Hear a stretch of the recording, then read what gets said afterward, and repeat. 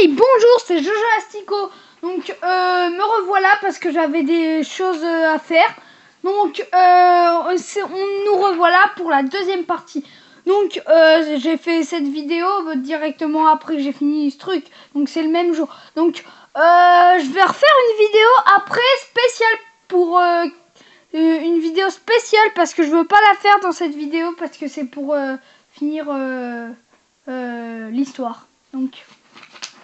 Donc on en était à la grande perche énervée donna un coup de pied dans les fesses du nain qui vola jusqu'à dans le bac à barbe papa. Ok. Les frères affolés se mirent à crier, pleurer dans tous les sens. Alors le Benjamin intervient. Ne vous inquiétez pas, mes chers frères, j'ai semé ma collection de coquillages sur le chemin et je saurai retrouver la villa. Quand ils arrivèrent à leur demeure, les enfants virent leurs parents qui buvaient une coupe de champagne, visiblement en train de fêter l'abandon de leur fils. Le père, quand il vit stupéfait, recracha la gorgée sur sa femme et dit « Hé, les lardons sont de retour, saperlipopette, le plan n'a pas marché !» Sa femme répondit « T'inquiète, Pupus, j'ai un plan B. » Dès que les enfants furent couchés, les parents les enfermèrent dans leur chambre afin qu'ils n'entendent pas cette fois le stratagème qu'il allait inventer. La femme expliqua alors à son mari « On va les semer à la déchetterie, en faisant semblant de déposer toutes nos babioles qu'on a gardées dans le grenier. On va aussi larguer ces maudits mômes. » Le mari répondit en l'embrassant « Oh bébé, t'es la meilleure. Oh bébé, t'es la meilleure. On va enfin se débarrasser de ces sales mioches et de se retrouver comme avant. » Le lendemain matin, au petit déjeuner, les deux comploteurs prétendirent que toute la famille allait se rendre à la déchetterie pour jeter les vieilleries du grenier. La grande perche méfiante alla chercher le cochon rose qui lui servait de tirelire. Dans l'idée de baliser le chemin au cas où les parents auraient la mauvaise idée de les abandonner une nouvelle fois. Ce dernier s'impatientait. « Allez, grouillez-vous! On n'a pas que ça à faire !»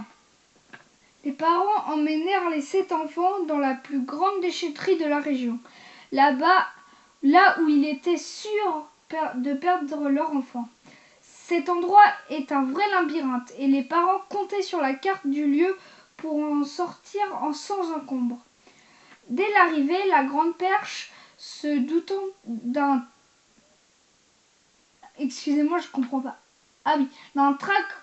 traquenard, commença à semer ses pièces dans l'idée de retrouver encore une fois sa route. Ils marchèrent d'abord jusqu'à la benne la plus éloignée de l'entrée, avec leurs sacs chargés de papier à recycler.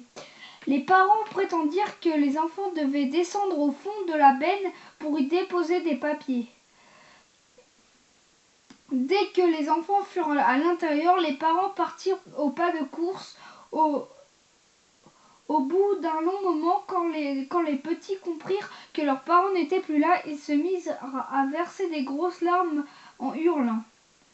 La grande perche les rassura. « Ne vous inquiétez pas, mes frérots, je vais vous faire la courte échelle pour sortir de ce conteneur. J'ai semé les pièces de ma tirelire sur le chemin et si nous les suivons, nous pourrons sortir de cette immense déchetterie. » Entre-temps, le nain qui avait été jeté dans le bac à papa par la grande perche les avait suivis. Il a l'intention de se venger de cette humiliation. Comme il les avait pistés depuis la fête foraine, il avait remarqué que les parents étaient riches. Il avait donc convaincu sa grande femme de les kidnapper dans le but d'obtenir une rançon. La grande perche fit monter ses frères hors de la benne, mais le nain pustuleux les cueillit les cueillit un à la suite des autres. La femme du nain leur enfilait un sac poubelle sur la tête et les ligotait, puis les balançait au fur et à mesure dans la camionnette. Quand vint le tour de la grande perche, ce fut très compliqué. Il a fallu 3 rouleaux de sac poubelle et 2 kilomètres de corde pour en venir à bout. Malgré leur effort, notre héros ne rentrait pas entièrement dans le véhicule. Alors, excusez-moi. Alors ils partirent chez eux avec les portes ouvertes. Une fois arrivé, le couple de malfaiteurs enferma les enfants dans la cave, puis appela les parents. Si vous voulez revoir vos 7 enfants, il faudra nous payer 700 000 € en liquide dans 2 heures, annonça le nain camouflant sa voix. Vous pouvez les garder, ces sales gamins, on n'en veut plus, c'est cadeau. Vous avez rendu un grand service, merci, au revoir, répondit le père en riant avant de raccrocher. Le nain stupéfait rappela pour essayer de négocier. D'accord, c'était peut-être un peu trop cher. Je suis prêt à vous les rendre pour la moitié du prix, mais pas moi.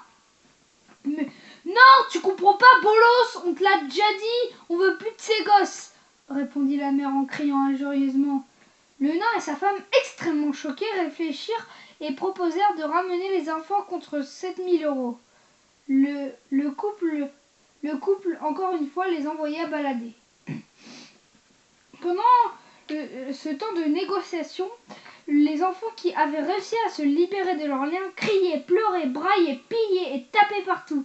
Dépités à bout de nerfs, le nain et sa femme décidèrent de ramener les enfants chez leurs parents.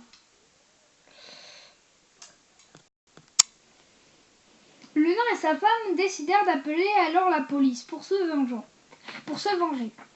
Ils leur expliquèrent que les enfants avaient été abandonnés à la déchetterie. La police démarra une enquête et découvrit alors le vrai visage des parents de la grande perche et ils furent arrêtés et condamnés pour malfaitance sur leur enfant et sur la planète.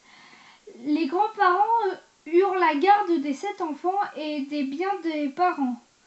Tous les enfants vécurent heureux et la grande perche eut même 7 filles, plus grandes que lui, mais toujours habillées convenablement. Et voilà, c'est la fin de cette vidéo. Donc, c'est la fin de cette histoire, la grande perche en détourné. Donc, j'espère que ça vous aura plu. Donc, sur ce, je vous dis au revoir et à très bientôt. Salut!